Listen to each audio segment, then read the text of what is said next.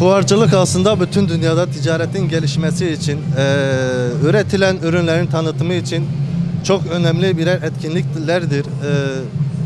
Hele Diyarbakır gibi bir yerde, geri kalmış bir alanda bu tür etkinliklerin yapılmasını ben çok önemsiyorum.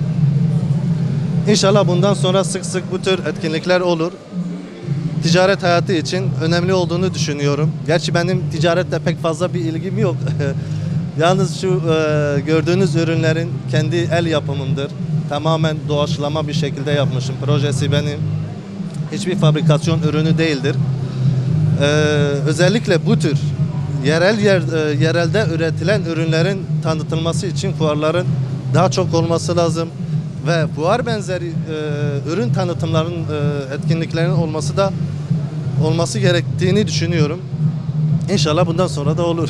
Kesinlikle Diyarbakır halkının bu tür yerlere gelmesi lazım. Zaten pek fazla bu tür etkinliklerin olmadığı bir yerdeyiz. Hazır böyle bir şey kurulmuşken herkesi buradan davet ediyorum. Gelsinler, görsünler. Bir şey almak zorunda değiller. Görsünler en azından. Diyarbakır'ımızın neler yaptığını, neler yapabileceklerini görsünler. Bu bile bize yeterdir.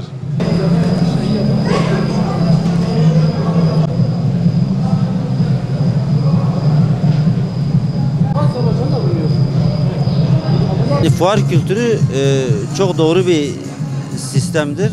İnşallah Diyarbakır artık fuarlarla anılır. Dışarıdan gelenlerle birlikte daha ileriki yıllarda daha iyi fuarlar düzenlenir diye umut ediyoruz. %60-70'lere yakın indirimler var.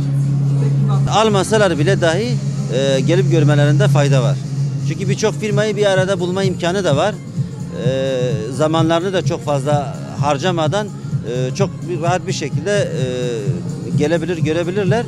Dediğim gibi almak mevzu değil, görmelerinde fayda vardır.